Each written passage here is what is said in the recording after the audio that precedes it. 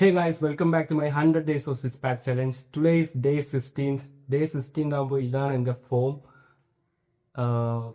അപ്പോൾ ഇന്നും നാളെയും ഞാൻ വർക്കൗട്ടൊന്നും ചെയ്യുന്നുണ്ടായിരിക്കത്തില്ല, റെസ്റ്റിലാണ്. ഒരുപാട് പേര് എനിക്ക് DM ചെയ്തിട്ടുണ്ടായിരുന്നു, ഫ്രണ്ട്സ് ആയിക്കോട്ടെ എല്ലാവരും. അച്ഛൻ ഇപ്പോൾ എങ്ങനെയുണ്ട് കാര്യങ്ങളൊക്കെ ചോദിച്ചിട്ടൊക്കെ മെസ്സേജ് അയച്ചിട്ടുണ്ടായിരുന്നു. അച്ഛൻ ഇപ്പോൾ ഓക്കെയാണ്, പെർഫെക്റ്റ്ലി ഓക്കെയാണ്, ഒരു കുഴപ്പമില്ല. ഞാൻ തന്നെ ഞെട്ടിപ്പോയിരിക്കുകയാണ്. കാരണം പുള്ളിക്കാരൻ ഭയങ്കര വേഗത്തിലാണ് ഹീലാവുന്നത്.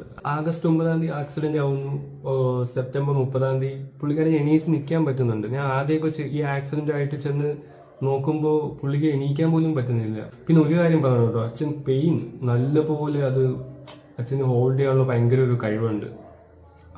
അത് പുള്ളിക്കാരനെ സമ്മതിച്ച് തന്നെ കൊടുക്കണം. അപ്പം ഞാൻ ഈ കാര്യങ്ങളെല്ലാം പറഞ്ഞിട്ടുള്ളത് ഒരു സിമ്പതി കൈൻഡ് ഓഫ് തിങ് ആയിട്ട് നിങ്ങൾ ഒരിക്കലും കാണരുത്.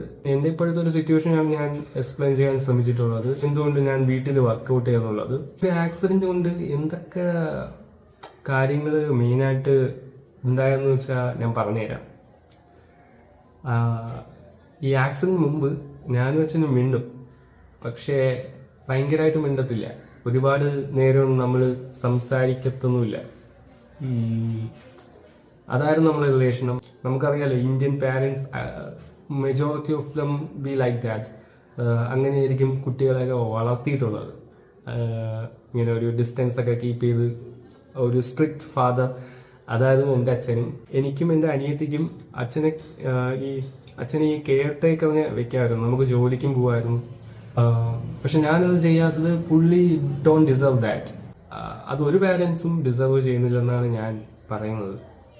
ചിലപ്പോൾ ചില ആൾക്കാർക്ക് ഇങ്ങനെ ഒരു സാഹചര്യം ഉണ്ടാവുകയാണെങ്കിൽ ചിലപ്പോൾ വന്ന് നിൽക്കാൻ പറ്റത്തില്ലായിരിക്കും. അവർ വേറൊരു രാജ്യത്തായിരിക്കാം, NRI ആയിരിക്കാം, വേറൊരു രാജ്യത്തെ പണിയെടുക്കുന്ന ആൾക്കാരൊക്കെ ആയിരിക്കാം. അപ്പോൾ അവർക്ക് വന്ന് നിന്ന് പേരൻസ് നോക്കാൻ കഴിയാത്തപ്പോൾ ഒരു കെയർ ടേക്കർ കാര്യങ്ങളൊക്കെ സെറ്റ് ചെയ്യാറുണ്ട്. That's okay. പക്ഷേ ഇവിടെ ഞാനുണ്ട്, ഞാൻ കേരളത്തിലുണ്ട്. അപ്പോൾ അത് അച്ഛനെ നോക്കുന്നത് ഒരു ഭയങ്കര സംഭവവും കാര്യങ്ങളൊന്നുമല്ല. It's part of our duty as a son. So ഞാനും അച്ഛനും ഒരുപാട് അടുത്തു. മുമ്പത്തെ പോലെയൊന്നുമല്ല ഇപ്പോൾ.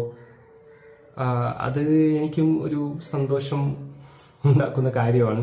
എൻ്റെ വീട്ടിൽ തന്നെ ഒരു വർക്കൗട്ട് കാര്യങ്ങളെല്ലാം സ്റ്റാർട്ട് ചെയ്യാനും കഴിഞ്ഞു. അച്ഛനുമായിട്ടൊരു നല്ല ബന്ധം. നമ്മളൊക്കെ ജീവിച്ചിരിക്കുന്നത് എന്തിനാണ്? നമുക്ക് നമ്മളെ സ്നേഹിക്കുന്നവരും നമ്മൾ അങ്ങോട്ട് സ്നേഹിക്കുന്നവരും ഒരുമിച്ച് ഒരുപാട് ടൈം സ്പെൻഡ് ചെയ്ത് അങ്ങനെയല്ലേ ഈ ഭൂമിയിൽ നമ്മൾ ജീവിക്കേണ്ടത്. സത്യം പറഞ്ഞാൽ